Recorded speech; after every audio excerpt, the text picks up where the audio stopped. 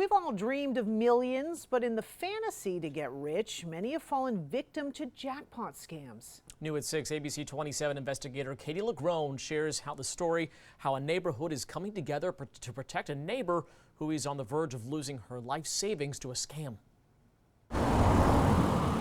In this quiet Florida neighborhood, word of a sweepstakes winner. She really wants to win this. Has neighbors in a tizzy. There's no question. It's kind of bizarre. A winner of the famed Publishers Clearinghouse, the jackpot worth upwards of $10 million. $10 million is a lot of money. It is a lot of money. But that's where the excitement ends. You see, this story isn't about the neighbor who won millions. It's about the neighbor who didn't, but thinks she did, and is still paying the price for it. Her retirement account, it's been hacked, been taken willingly.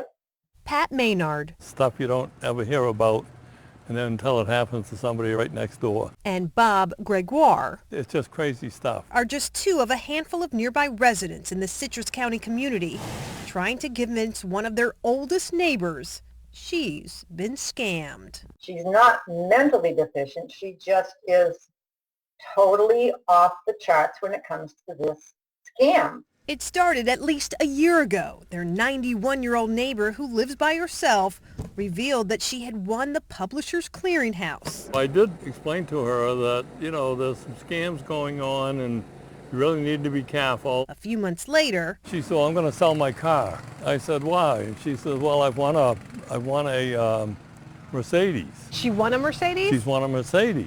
She says, I have to sell my car to pay some of the expenses to it. She sold her car, never got the Mercedes, then... She tried to sell her home? Yes, they were asking for more money, and she tried to get a loan, but she didn't qualify for a loan. So she decided she'd put the house up on the market. Pat contacted authorities, starting with the local sheriff's department, who, according to reports, had visited the woman before.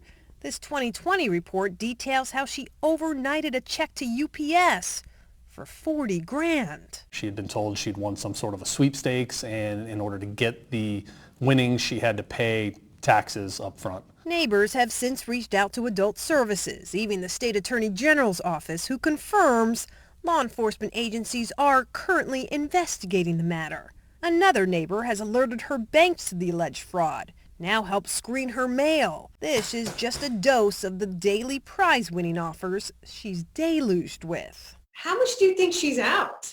Could be in the range of $150,000. $150,000? That's a guesstimation. I think it's so scary that it's crazy. We never notify our winners with a phone call. The real Publishers Clearinghouse devotes an entire section of its website to warnings about fraud, fakes, and how to avoid them. You never have to pay anything to claim your PCH prize. The whole idea that the entire thing is just a fraud, that there is no prize, is more than a lot of people can grasp.